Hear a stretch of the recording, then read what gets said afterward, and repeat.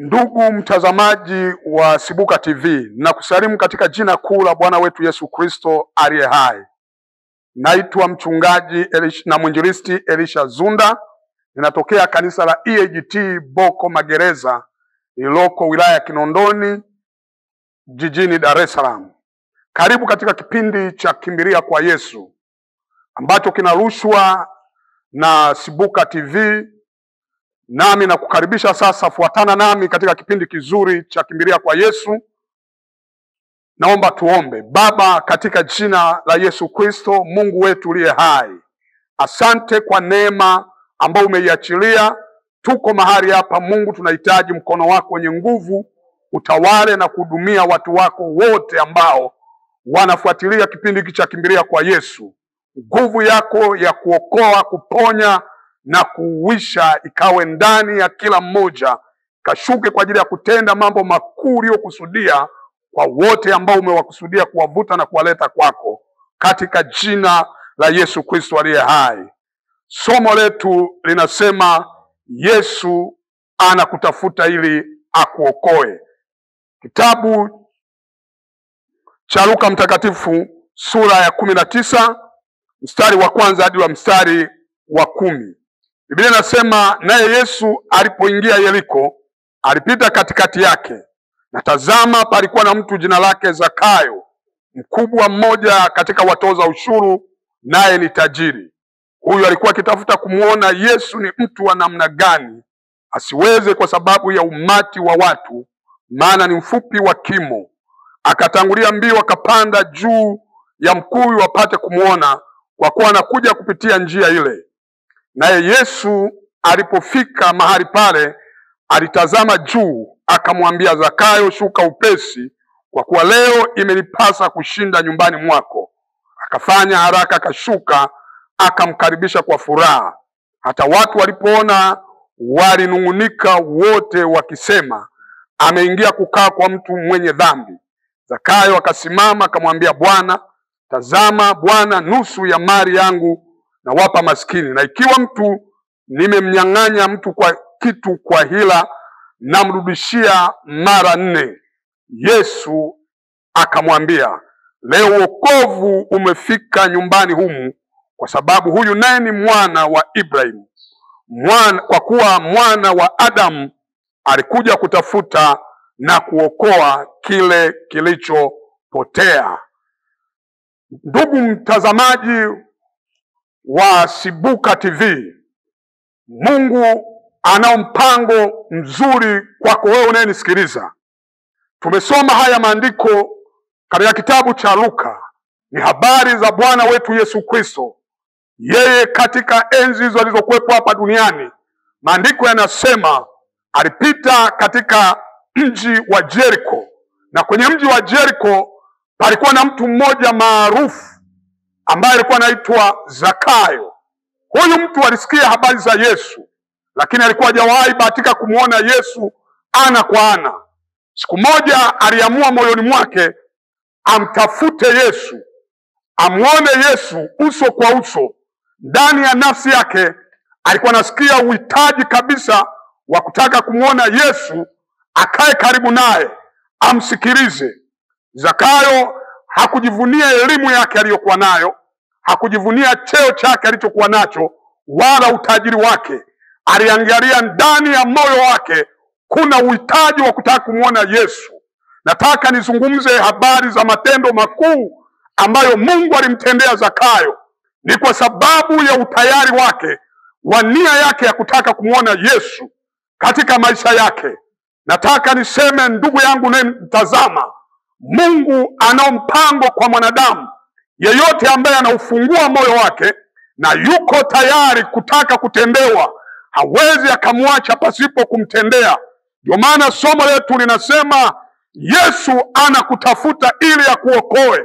Wakati unatafutwa na Yesu ili akuokoe, unafanya jitihada gani ambazo zitamlazimu Yesu akutendee sawasawa na hitaji lako? Tunajifunza kwa habari ya Zakayo, jinsi ambavyo moyoni mwake alitamani amuone Yesu.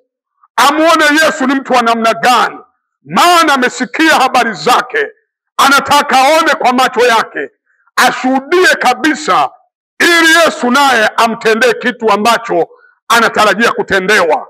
Biblia inasema Yesu alipofika kwenye ule mji wa Jericho, Zakayo aliposikia Yesu anapita katika ile njia, akatangulia mbio, akapanda juu ya mkuyu ili apate kumwona Yesu.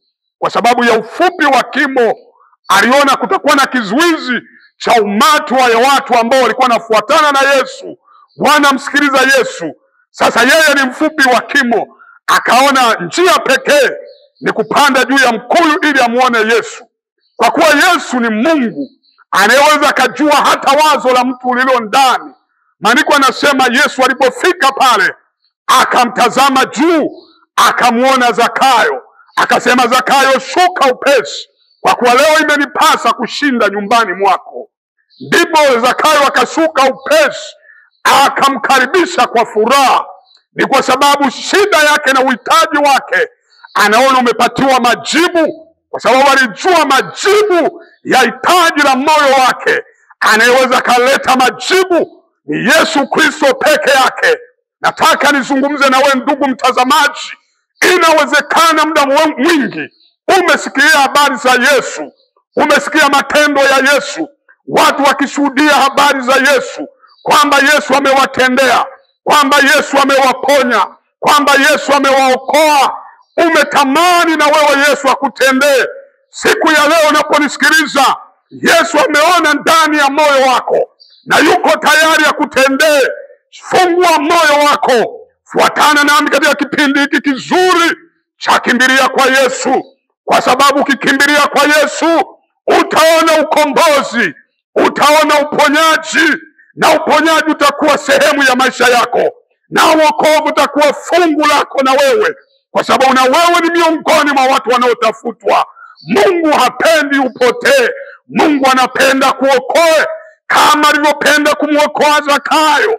Alimtazama Zakayo Yesu, akamuona Zakayo ana nia ya kumtaka Yesu kwenye maisha yake. Biblia inasema alipomkaribisha nyumbani mwake, akashuka haraka, wakakaa nyumbani mwake. Zakayo akamwambia Yesu, ikiwa nimemnyang'anya mtu kwa hila, ninamrudishia mara 4. Ikiwa nimemdhulumu mtu, ninamrudishia mara 4, kwa sababu uwepo wa Mungu ulikuwepo.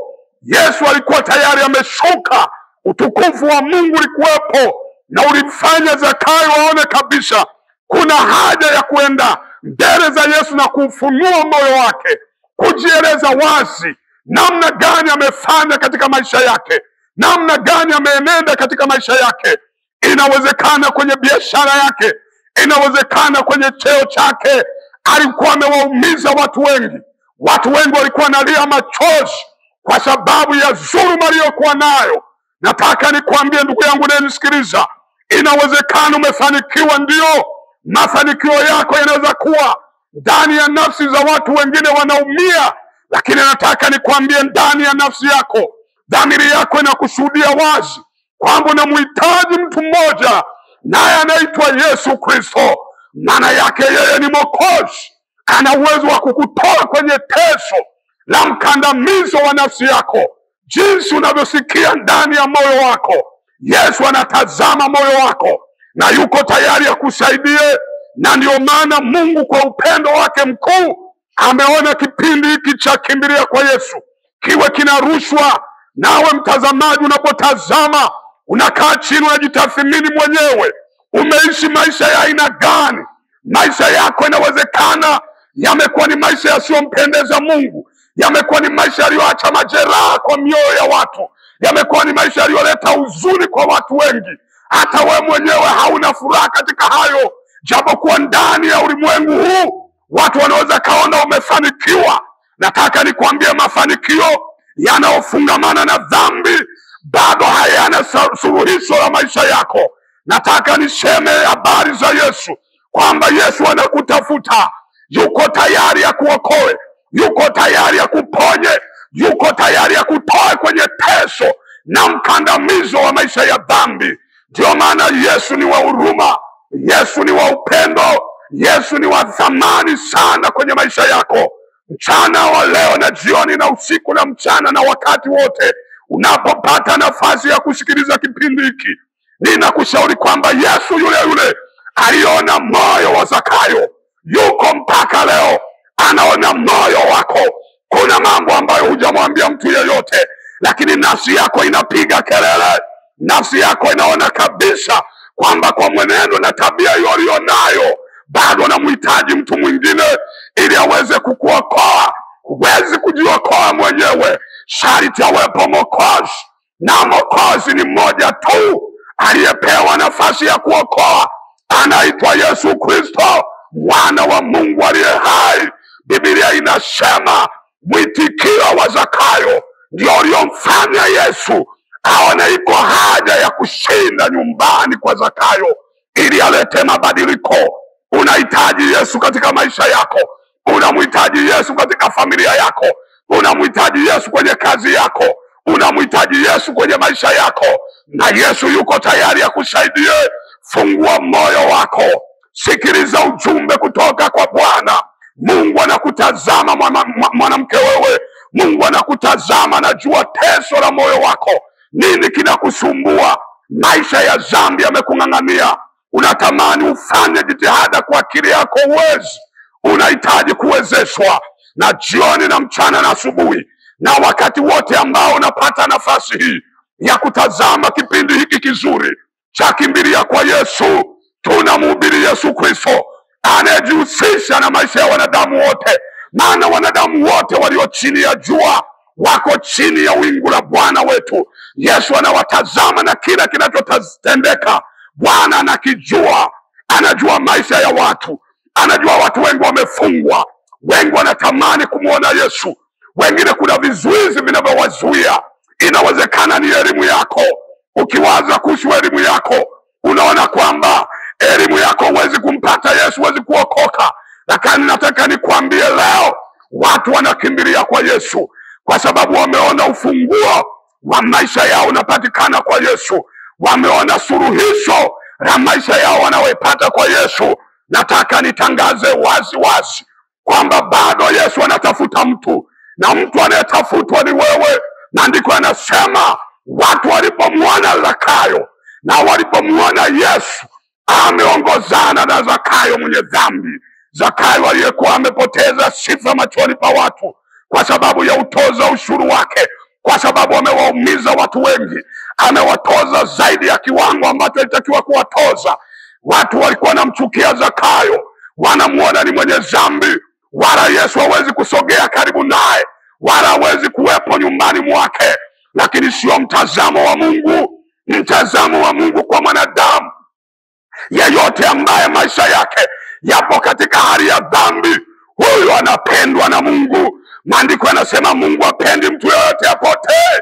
Hata wewe ndugu yangu, hata kama umetenda dhambi kwa kiwango kikubwa, hata kama jamii na kushangaa, hata kama jamii haikutakii mema, lakini Mungu aliyejua na kutakia mema, ndio maana alimtuma mwanae aje ulimwenguni, Yesu Kristo aje kuokoe. Maana alijua huwezi kutoka katika vifungo vya dhambi bila kumwona Yesu katika maisha yako, bila kumpata Yesu katika maisha yako. Ukimpata Yesu katika maisha yako, ana uwezo wa kuleta pumziko, ana uwezo wa kuleta suluhu la maisha yako ya dunia hii, maisha ya ulimwengu huu, maisha yanayoambatana na dhambi. Yuko Yesu Kristo, mwana wa Mungu aliye hai. Kimbilia kwake Yesu Kristo, anakutafuta. Ameona umepotea. Wale watu wakasema, wakanung'unika, wakasema Yesu ameingia kwa mwenye dhambi, anakula kwa mwenye dhambi, anakaa na mwenye dhambi. Yesu anasema huyu naye ni mwana wa Ibrahimu, naye ni mwana wa Ibrahimu. Inampasa naye apate neema hii ya wokovu, nawe ni mlengwa katika wokovu. Wokovu hauchagui kabila, wokovu hauchagui cheo, wokovu hauchagui dini. Wokovu ni mpango wa Mungu kwa wanadamu, ni mpango wa kumtafuta mwanadamu aliyepotea. Mwanadamu amepotea. Umepotelea wapi? Mwanadamu anapotelea kwenye dhambi. Katika dhambi ndiko kunakomfanya mwanadamu apotee. Aliko huko ndiko kwenye sehemu ya hatari kuliko zote. jioni, mchana, usiku, asubuhi na majira yote. Mungu ni mwema kwa watu wote, na ni mwema kwako unayenitazama, ni mwema kwako unayesikiliza kipindi hiki. Yesu anakutafuta, anataka kusaidie, anataka kuponye, anataka kuokoe, anataka kutoa kwenye teso la moyo wako. Ameona umefanya jitihada kwa nguvu zako, umejaribu kuacha dhambi, umeshindwa. Ni kwa sababu ulikuwa hujagundua siri aliyoigundua Zakayo. Aliona mtafute Yesu, aliona mfuate Yesu, aliona fuate Yesu yuko wapi. Alipoona Yesu anapita kwenye njia ile, akaona amepata nafasi. Na mimi nataka nikwambie, umepata nafasi. Nafasi uliyoipata unatakiwa uitumie vema, maana hakuna nafasi nyingine unaweza ukaipata chini ya jua isipokuwa nafasi hii ya kwamba umepata neema hii ya kufungulia TV ya Sibuka TV, na umekutana na ujumbe huu wa kwamba Yesu anakutafuta, ya kwamba Yesu anakutafuta, anakuonea huruma, anataka kusaidie, anataka kuponye, anataka kutoe kwenye teso la muda mrefu, anataka kutoe kwenye vifungo vya dhambi, anataka kutoe kwenye kifungo cha ulevi ambacho kimekung'ang'ania, umejaribu kukiacha, bado kimeendelea kwa kifungo sugu. Ni kwa sababu haukujua siri. Siri iko kwa Yesu Kristo. Ukimtafuta Yesu, ukiufungua moyo wako, ukiwa tayari, Yesu yuko tayari akusaidie, kama alivyomsaidia Zakayo. Akasema, leo wokovu umefika katika nyumba hii, kwa sababu naye ni mwana wa Ibrahim. Kwa kuwa mwana wa Adam alikuja kutafuta na kuokoa kile kilichopotea. Alikuja kutafuta kilichomfanya Yesu aje duniani. Hakuja kutalii, alikuja kutafuta mwanadamu aliyemuumba, aliyeumbwa kwa mfano na kwa sura ya Mungu. Akapotea, akafuata ushawishi wa shetani, akaondoka kwa Mungu wake, akaondoka kwenye maagizo ya Mungu wake, akapotelea kwenye dhambi. Mungu alipotazama ulimwengu, akaona mwanadamu anateseka katika kusudi la uumbaji wake. Ametoka kwenye kusudi, ametoka kwenye lengo la Mungu, akaona huyo mtu ni wa thamani. Na ndivyo ilivyo. Nataka nikwambie, wewe ni wa thamani mbele za Mungu. Mungu ameona thamani yako, Mungu ameona thamani yako, lakini adui amekuteka, adui amekufanya mateka, adui amekufanya mtumwa. Ni mtu unayetumikishwa kwenye dhambi, ni mtu unayetumikishwa kwenye uovu. Maisha yako yamejaa uovu. Ni nani atakaye kuokoa? Ni nani atakaye kusaidia? Utatakiwa utambue, tunamhubiri Yesu Kristo ambaye yeye ni Mwokozi. Ana uwezo wa kuokoa, ana uwezo wa kubadilisha maisha yako, ana uwezo wa kubadilisha nafsi yako. Inawezekana nafsi yako imejaa maumivu, ni kwa sababu ya majeraha ya nafsi. Inawezekana nafsi yako imejaa mateso, ni kwa sababu kuna watu wanalia na kilio chao kimefika kwa Mungu. Jinsi ulivyowaumiza kwa sababu ya njia zako zisizofaa, bado Mungu anakupenda, bado haujachelewa. Hii ndio nafasi yako ya kukimbilia kwa Yesu. Ukikimbilia kwa Yesu, Yesu atakusamehe dhambi zako. Haijalishi umetenda kiasi gani, hakuna msamaha pasipokuamua. Ukiamua leo, utauona wokovu wa Bwana, utaona badiliko la nafsi yako, utaona burudiko la nafsi yako, utaona uponyaji wa nafsi yako. Ni zamu yako mpendwa unayenisikiliza. Yesu wetu ni wa upendo. Yeye alitoa nafsi yake kwa ajili yetu, kwa sababu alipenda kutuokoa. Anataka tukaingie mbinguni, anataka tukakae naye milele. Hatuwezi kwenda kwake pasipo kukimbilia kwake, pasipo kumfuata Yesu. Yeye anayetutafuta, yeye anayetafuta maisha yako, yeye anatafuta ulivyo hivyo hivyo. Usiwaze kuhangaika.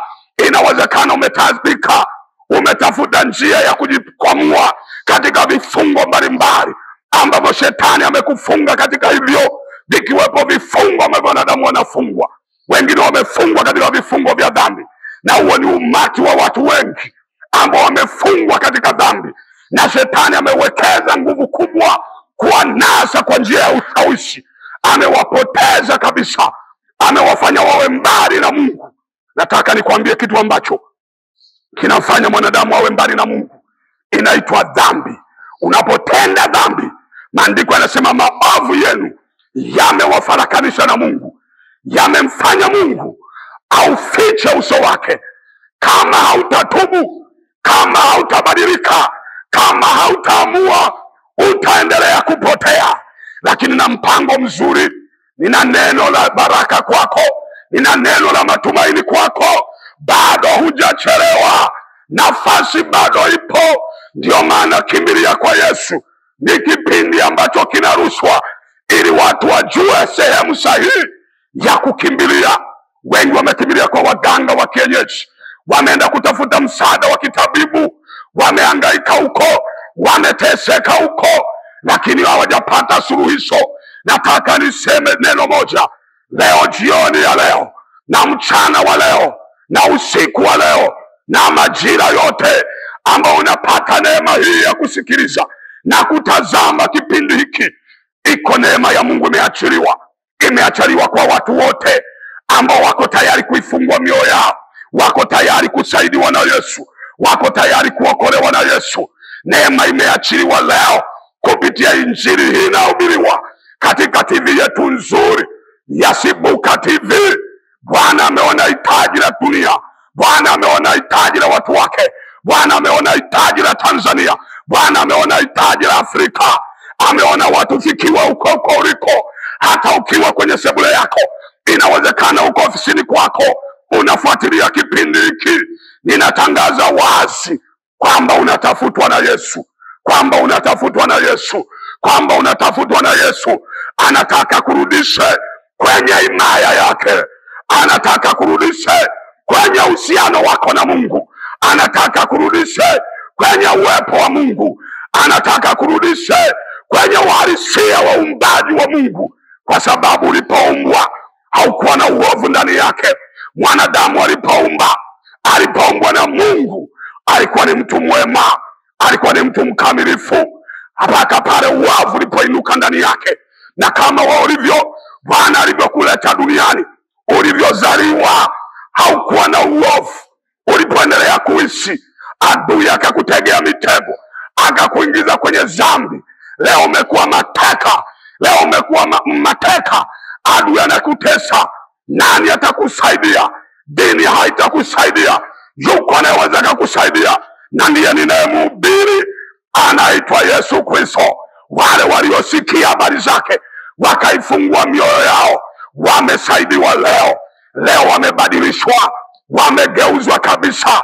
Historia yao imebadilika, imeandikwa upya. Walioitwa makahaba na machangudoa leo wanaitwa wahubiri wa injili ya Yesu Kristo. Walioitwa walevi wameacha ulevi wao, hawajaacha kwa jitihada zao. Wao walichokifanya, waliamua kumtafuta Yesu anayeweza kakomesha dhambi, anayeweza kaishinda dhambi. Maandiko yanasema yeye aliishi duniani ya kutenda dhambi, anaweza kuwasaidia watu wale ambao wanaishi duniani kabla hawajaangamia, kabla hawajafa.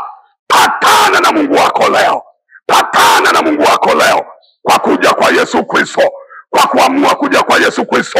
Salenda kwa Yesu Kristo.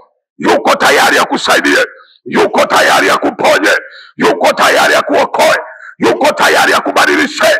Usiwe na mashaka. Mungu anakupenda, Mungu anakupenda, Mungu anakupenda kuliko anavyokupenda awala yako, kuliko anavyokupenda mshikaji wako. Maana yeye anakupenda kwa dhati, anapenda kuokoe, anapenda kuponye, akusalimishe. Usije ukaingia jehanamu, maana jehanamu ipo, sehemu ya moto usiozimika ulioandaliwa kwa ajili ya shetani na malaika zake.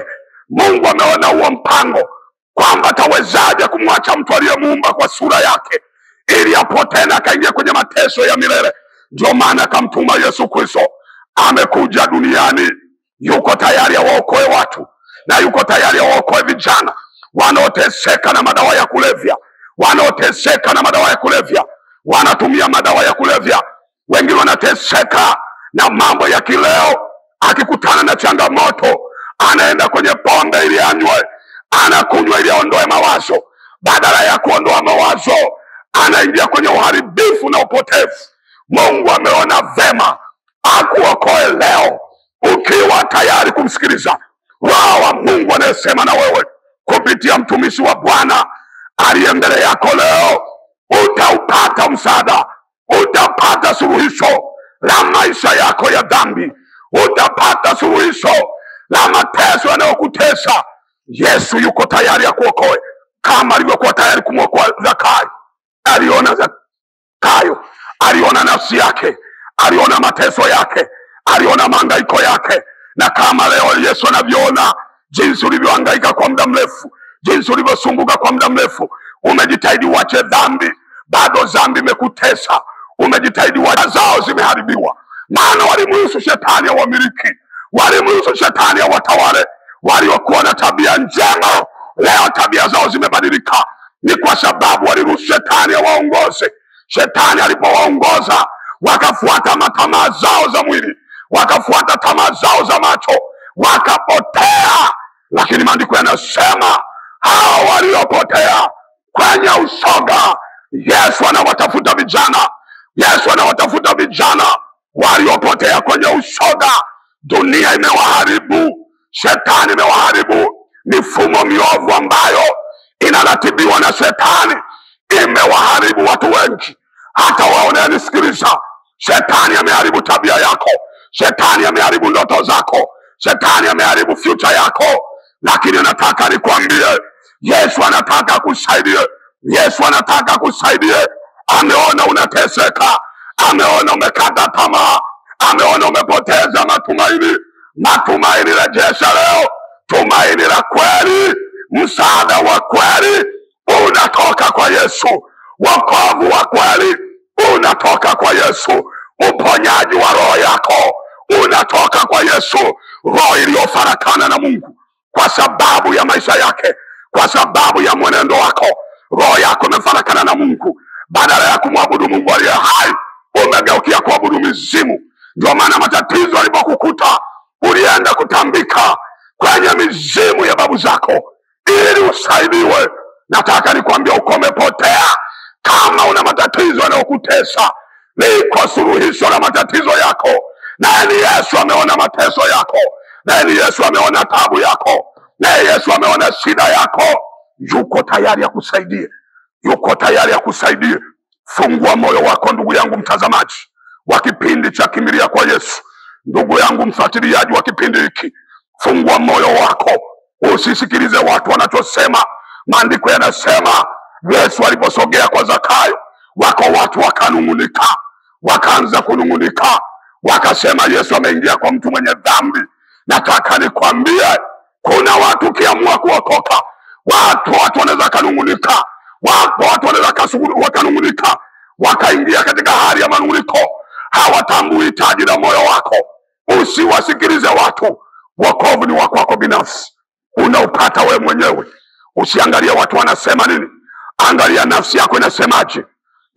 Kama utakufa, kama utapotea, utaendelea kufa katika upotevu huo, maana yake utamkosa Yesu milele, utakosa mbingu milele, utakosa uzima wa milele. Ndio maana Mungu, kwa sababu hapendi mtu yote apotee, hasa wewe unayenitazama, unayo nafasi hii ya kuamua kutoka ndani ya moyo wako kuja kwa Bwana wetu Yesu Kristo, kuzingatia moyoni mwako, kuangalia ndani ya maisha yako. Nini kinakuzuia? Nini kinakuzuia? Inawezekana ni wazazi wako, unawaogopa wazazi wako. Inawezekana ni heshima yako, unaogopa heshima yako. Nataka nikwambie, Zakayo hakuogopa heshima yake. Heshima yako haitakuokoa, fedha zako hazitakuokoa, hazitakuokoa. Usijivunie fedha zako. Fedha ulizikuta duniani, siku ya kuondoka utaziacha. Kitu cha muhimu, patana na Mungu wako kabla hujaondoka duniani. Patana na Mungu wako kabla hujaondoka duniani. Siku utakapoacha fedha zako, watu watakaa nyuma na kujadili, vikao vitakana kujadili kwamba hizi fedha tumeziacha ndugu yetu, watagawana na kuzifanyia kazi zingine, lakini wao watakuwa wamepoteza kitu cha muhimu kwenye maisha yako, kitu ambacho wakati ukiwa hai hukuwa na umuhimu wake, nacho ni wokovu. Ndio kitu cha pekee cha muhimu kwenye maisha ya mwanadamu, na wokovu unapatikana kwa kuamua kumwamini Yesu Kristo, maana ndio mlengwa aliyeleta wokovu duniani. Alipokuja duniani alikuta kuna madhehebu, alikuta kuna dini mbalimbali. Katika dini alizozikuta zilikuwepo dini ya Kiyahudi ambayo kwa namna moja au nyingine haikuwasaidia watu wengi. Pamoja na kwamba waliabudu humo, walikuwepo Mafarisayo humo, walikuwepo Masadukayo humo. Ndio maana maandiko yanasema pamoja na dini zao na madhehebu yao, bado hawakutambua nafasi na majira ya kujiriwa kwao kwa ajili ya wokovu wa roho zao. Walibaki wakijitumainisha katika madhehebu yao. Nataka niseme wazi, Mungu haangalii madhehebu. Madhehebu yapo na yataendelea kuwepo. Mungu anaangalia mpango wake unatimizwaje, na mpango wake haujaanzishwa na mwanadamu, umeanzishwa na Mungu mwenyewe. Unaratibiwa na Yesu mwenyewe, unatimizwa na Yesu mwenyewe, na anayeuratibu na kuufanya uwafikia wanadamu ni Roho Mtakatifu. Biblia anasema atakapokuja huyo Roho atawahakikishia watu kwa habari ya dhambi, haki na hukumu. Huyu Roho anasema nawe moyoni mwako kwamba hayo maisha hayana amani, hata kama unaendelea kuyafurahia kwa nje, lakini kwa ndani kumejaa huzuni. Unawezaje kusalimika? Njoo kwa Yesu Kristo. Ameona taso lako, ameona shida yako, ameona mahitaji yako, ameona maumivu yako. Nami natangaza wazi kwamba Yesu ni Mwokozi. Wote waliokubali amewaokoa, amewabadilisha. Ukiwa tayari leo, yuko tayari atakuokoa, akabadilisha maisha yako, kama alivyobadilisha Zakayo. Kama alivyobadilisha Zakayo, akafurahi, akatoa kila kitu alichonacho, akaonyesha hazina yake, akasema nusu ya mali yangu nitawapa maskini. Ni kwa sababu wokovu ukiingia ndani ya mtu lazima ulete mabadiliko. Ukiona wewe bado hujabadilika, bado unaishi maisha ya dhambi, wakati upo mahali hapa unaponisikiliza, kama bado unaishi maisha ya dhambi, maana yake bado hujaokoka. Aliyepata wokovu anapata badiliko la ndani, anaingia ndani ya nafsi yake, anawaza kuhusu nafsi yake, anachukua hatua ya toba. Maana ya toba ni kugeuka, ni kuamua kuacha njia mbaya. Ulikuwa mlevi, unaacha ulevi. Ulikuwa mzinzi, unaacha uzinzi. Ulikuwa muuaji, unaacha uuaji, unatubu, unaacha, unasikitika, unalia. Yesu angalia nafsi yako, akiona una toba ya kweli, yuko tayari ya kuokoe, yuko tayari ya kuponye. Haijalishi umefanya dhambi kwa kiasi gani, haijalishi umehangaika kwa muda mrefu, haijalishi umefanya jitihada za aina nyingi, umefuata taratibu zote za kidini, lakini bado dhambi imekung'ang'ania. Na si dhambi tu, bara imeambatana na wewe. Na dhambi ikiingia inaleta madhara mengine. Inaweza kuleta madhara ya magonjwa, inaweza kuleta madhara ya kumomonyoka kwa afya ya watu. Ndio maana watu wengi wao waliporuhusu dhambi kuwatawala, hata miaka yao ya kuishi imepungua. Ni kwa sababu dhambi inaharibu utu wa mtu, inaharibu heshima ya mtu, inaharibu heshima ya mtu. Wengi heshima yao imeharibiwa, hata kama alikuwa na heshima, akiruhusu dhambi heshima yake imeharibiwa. Nataka nikwambie unanisikiliza, inawezekana heshima yako imeharibiwa. Unajiitwa kwa majina mabaya, unatazama kwa ubaya, unasifika kwa ubaya. Yesu anakupenda, Yesu anakutafuta, ameona kuokoe, ameona kuokoe, akutoe huko uliko. Umenaswa kwa muda mrefu. Tazama ulivyoishi maisha ya dhambi kwa muda mrefu, umedumu katika dhambi. Unawezaje kuwa salama? Unawezaje kuwa salama? Kimbilia kwa Yesu. Ndio maana kipindi kizuri cha kimbilia kwa Yesu kinarushwa, kwamba ukikimbilia kwa Yesu utapata pumziko la kweli. Ukikimbilia kwa Yesu utapata pumziko la nafsi. Ukikimbilia kwa Yesu utapata suluhu ya maisha yako yaliyokutesa kwa muda mrefu. Yesu anakutafuta. Yesu anakutafuta. Uko tayari ya kuokoe?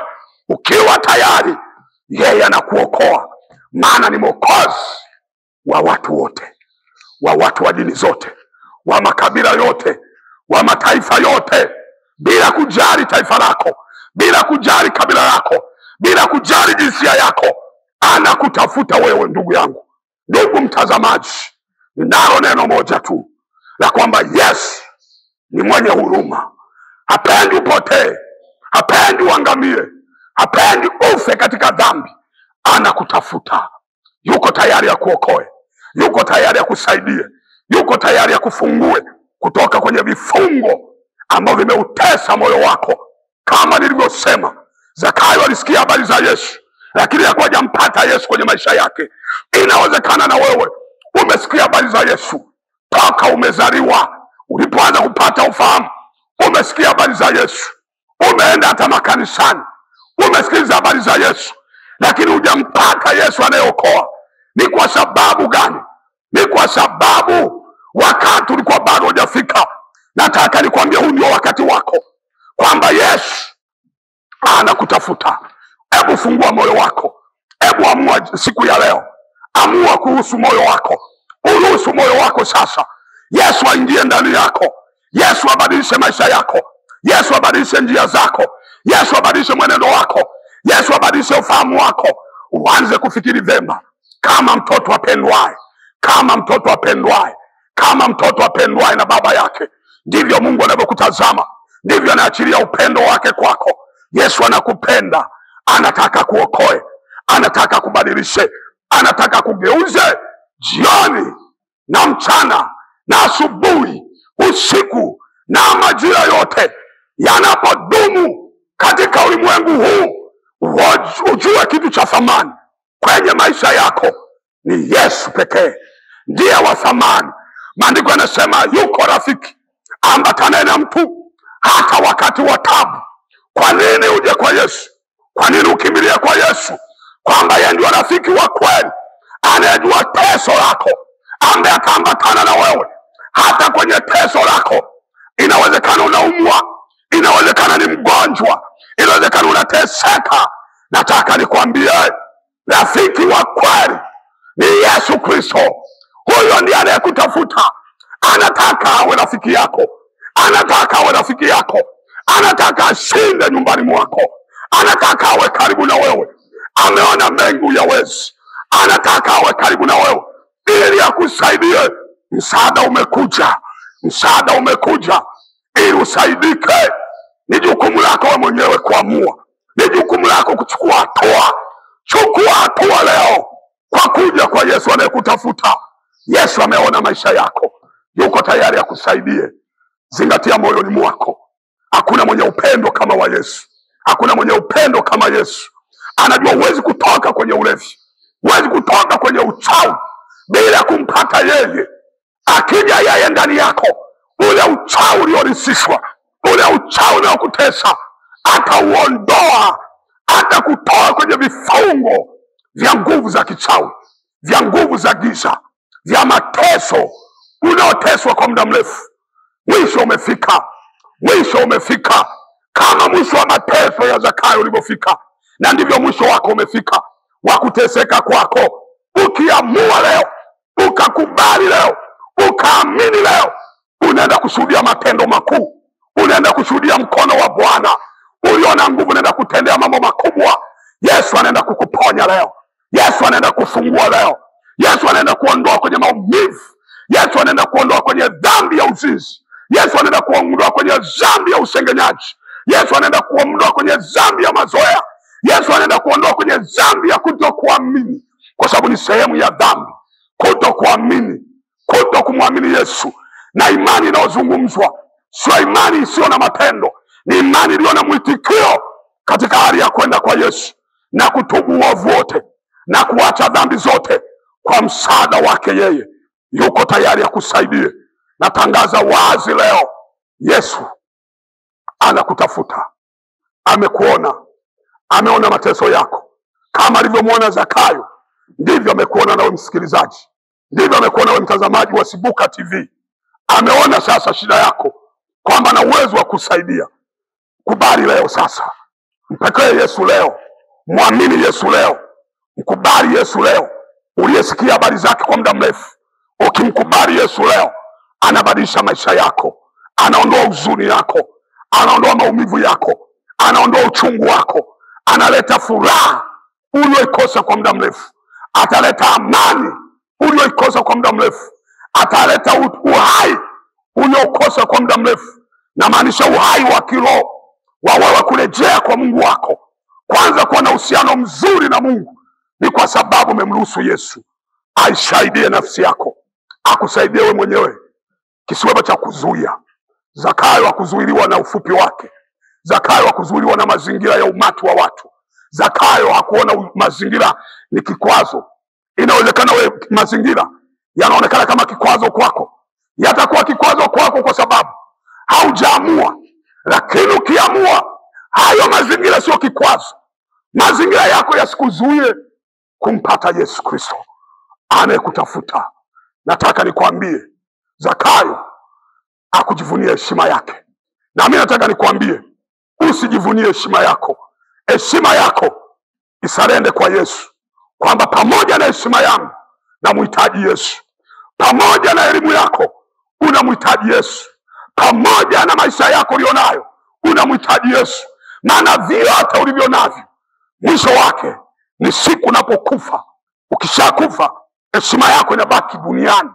Unapoenda huko nakoenda, utaenda kupata mateso, utaenda kupata hasara ya maisha yako. Nataka nitangaze wazi kwamba heshima yako ili endelee kudumu, iwe heshima endelevu ya wakati uliopo sasa na wakati ujao. Maana maandiko yanasema, mtu akinipenda na akinitumikia, Baba atamheshimu. Mtu akinipenda atazishika amri za Mungu, utazishika amri za Mungu. Na mtu akimpenda Mungu atakuwa tayari kumtumikia, na mtu anayemtumikia Mungu, Mungu atamheshimu. Iko heshima, na heshima hii inapatikana kwa kumkubali Yesu Kristo kwa Bwana na Mwokozi wako. Tunamtangaza Yesu Kristo aliye Bwana na Mwokozi wa wanadamu wote. Mkubali leo Yesu ili akusaidie, ili akuokoe. Ninaamini umenisikiliza. Unatamani Yesu akusaidie, unatamani Yesu akuokoe, unatamani Yesu akutoe mahali ulipokwama kwa muda mrefu, mahali ulipotabika kwa muda mrefu. Yatosha mahangaiko ulionayo kwa muda mrefu. Unatamani Yesu akuokoe. Unauliza sasa, nifanye nini sasa ili na mimi niwe miongoni mwao wanaookolewa? Sio kazi ngumu, ni kuamua kutoka ndani ya moyo wako, kuamini kutoka ndani ya moyo wako. Maandiko yanasema, ukiamini kutoka ndani ya moyo wako unaupata wokovu, unapata wokovu, unapata haki. Maana yake haki yetu sisi inatokana na Yesu Kristo. Mwamini Yesu Kristo, mkubali Yesu Kristo. Ukimkubali Yesu Kristo, Yesu anaingia ndani yako, anabadilisha maisha yako, atakuwa ndani yako, atakupa uwezo wa kushinda dhambi, atakupa uwezo wa kushinda adui, atakupa uwezo wa kumshinda shetani. Ndio maana shetani huwezi kumshinda kwa elimu ulionayo, shetani huwezi kumshinda kwa fedha ulionazo. Shetani utamshinda kwa kumpata Yesu aliyemshinda shetani pale msalabani, aliyemshinda pale shetani msalabani, akatangaza ushindi. Na huo ushindi tunaopata kwa imani tunapomwamini Yesu Kristo. Maandiko yanasema tunashinda katika yeye aliyetupenda. Nani aliyetupenda? Ni Yesu Kristo. Ndugu yangu mtazamaji wa Sibuka TV na mfuatiliaji wa kipindi hiki cha Kimbilia kwa Yesu, nafasi ni ya kwako leo. Leo ni siku yako ya kusaidiwa na Yesu, ya kuokolewa na Yesu, ya kuokolewa na Yesu.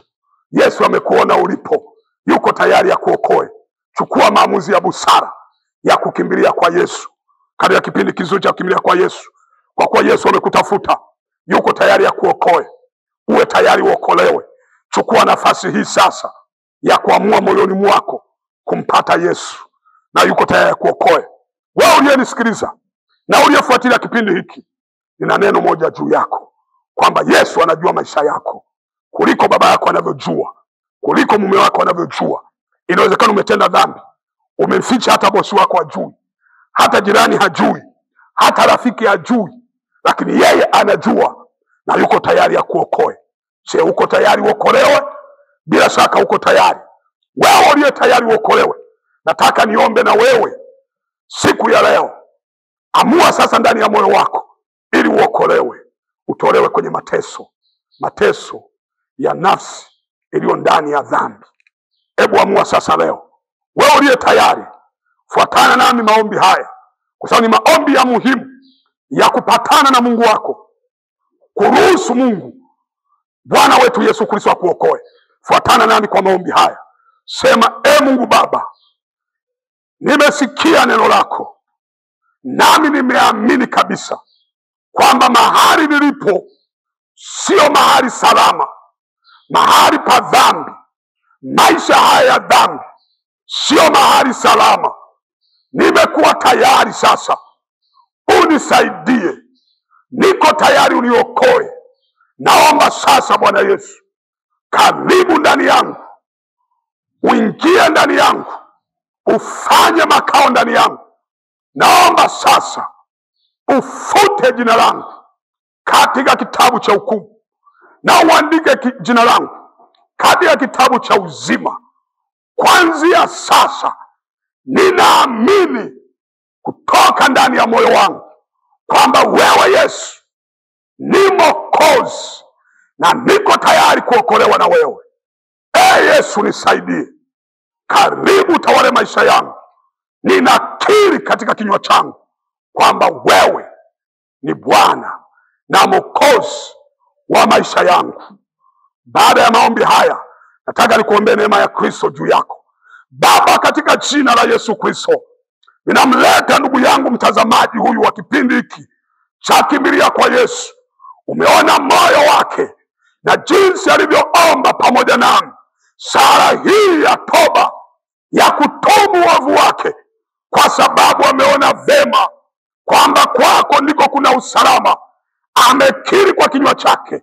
Naomba umponye, naomba umuokoe, naomba umsamehe uovu wake, usiukumbuke, kwa kuwa damu yako ya thamani iliyomwagika msalabani inatakasa maovu yetu yote. Takasika kwa jina la Yesu. Baba, nakushukuru kwa wokovu. Naomba wewe unayetazama kipindi hiki cha Kimbilia kwa Yesu na TV ya Sibuka TV, inawezekana una changamoto, una shida yote inayokusumbua. Inawezekana ni afya yako, inawezekana ni mikosi, inawezekana mambo hayaendi vizuri kwenye maisha yako, inawezekana shetani amekutesa kwa muda mrefu, inawezekana umeteseka, haujapata msaada. Nataka nikwambie, Yesu yuko tayari ya kuponye. Weka mkono wako kifuani, nami nitaomba na wewe ndugu yangu. Baba, katika jina la Yesu Kristo, asante kwa sababu wewe Bwana una uwezo wa kuponya. Wewe ni mponyaji, ni Jehova Rafa, Mungu mponyaji, unayeponya watu. Haijalishi wameteswa kwa muda mrefu, haijalishi wameteswa kwa muda wa miaka mingi. Leo ni siku yao ya kuguswa na wewe. Wengi wameguswa na wanadamu, wameguswa na matabibu, wameguswa na waganga wa kienyeji, hawajapata usalama. Naomba sasa uwaponye katika jina la Yesu aliye hai. Roho wa uponyaji, achilia uponyaji ndani ya mwanamke aliyekaa kitandani kwa muda mrefu, aliyelala kitandani akiwa dhaifu. Kwa jina la Yesu aliye hai, jina tuliyopewa na damu litupasalo kuokolewa kwalo, kwa jina la Yesu natangaza uzima ndani ya watu hawa, uzima ndani ya wagonjwa, uzima ndani ya wagonjwa, ushuke ndani yao. Afya kutoka kwa Mungu wetu ipenye kwenye mifumo ya hewa, kwenye kifua kinachobana. Pokea uzima kwa jina la Yesu. pokea uponyaji kwa jina Yesu. Madonda ya tumbo, kwa jina la Yesu aliye hai, pokea uponyaji ndani ya tumbo lako. Ewe mwenye uvimbe, natangaza kwa jina la Yesu, uvimbe uondolewe kwa jina Yesu ndani yako. Kwa jina Yesu, uvimbe kwenye kizazi, pokea uponyaji. Toka uvimbe, toka uvimbe, toka mateso, toka magonjwa, kila aina ya udhaifu. Bwana uondoe udhaifu kwenye mwili wako. Bwana ondoe mateso kwenye mwili wako. Bwana ondoe maumivu kwenye mwili wako, ikiwa ni nguvu za pepo, nguvu za kichawi, ninaziapisha kwa jina Yesu. Maana nimepewa mamlaka ya kukanyaga nge na nyoka na nguvu zote za yule mwovu kwenye maisha ya watu hawa. Kwa jina la Yesu natangaza uzima ndani yao, natangaza uponyaji ndani yao. Wale wanaosumbuka kwenye mahusiano, wanaosumbuka kwenye ndoa zao, ulete suluhisho kwenye maisha yao. Wale wanaotabika kwenye maisha ya ajira, Bwana ukawasaidie kwa mkono wako ulio na nguvu. Kila mmoja sasa na hitaji lake. Natamka Bwana uliye mwema na mwaminifu, mwenye huruma, usiyependa watu wateseke, achilia nguvu ya uponyaji ndani yao. Pokea uzima, pokea afya, pokea uzao usiye na uzao.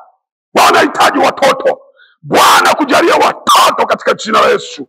Wanahitaji kazi, Bwana kufungulia milango ya kupata kazi na ajira. Wanahitaji Bwana kutetee, akulinde. Bwana weke ulinzi kwenye nyumba yako, alete uponyaji kwa watoto wako, alete uponyaji kwa mke wako, alete uponyaji kwa mzazi wako, kwa jina la Yesu aliye hai. Wanaosumbuliwa na kansa, kansa iondoke ndani yao. Kansa ya koo, kansa ya titi, kansa ya mifupa, kansa ya damu, kansa ya kiboksi cha sauti, toka kwa jina la Yesu. Wale wote wenye mateso, wenye kisukari, Bwana ponye kisukari chako kwa jina la Yesu Kristo. Ambao moyo na tatizo, Bwana alete uponyaji kwenye moyo, moyo uliojaa, moyo uliotanuka, Bwana achilia uponyaji ndani yako. Wale ambao figo zao zimefeli, Bwana achilia uzima na ukarabati kwenye figo. Kila kiungo kilichoathiriwa na magonjwa, kirejeshewe uhai, kirejeshewe uzima, kirejeshewe afya, kwa sababu Mungu naweza yote. Katika jina la Yesu aliye hai, sema asante Yesu kwa kuniponya, asante Yesu kwa kunifungua, asante Yesu kwa kuniokoa. Sasa niko huru kupitia jina la Yesu Kristo aliye hai. Amen. Asante ndugu yangu mtazamaji wa kipindi hiki cha Kimbilia kwa Yesu.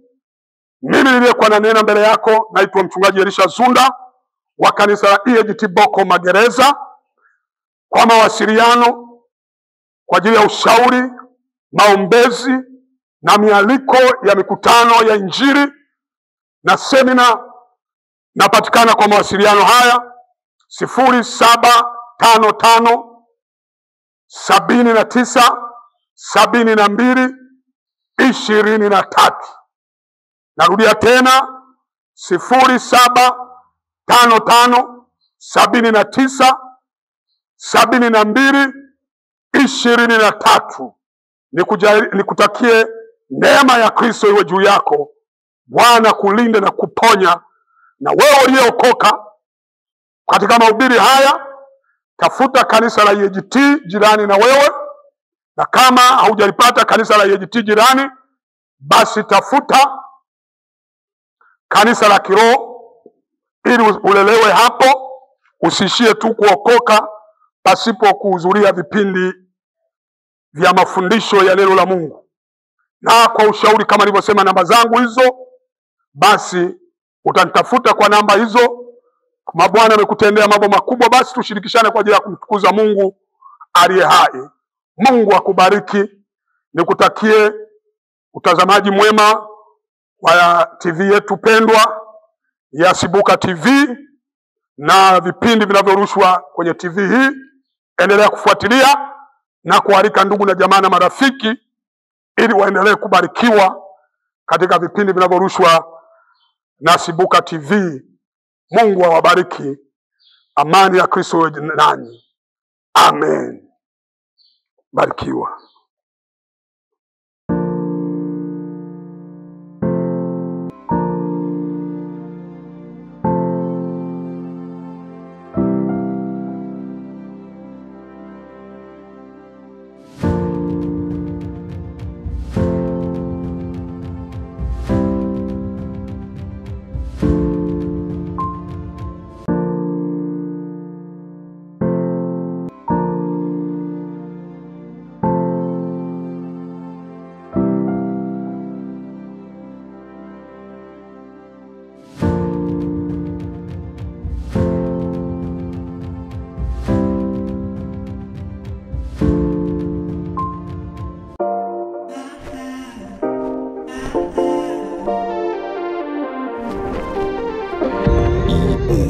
GT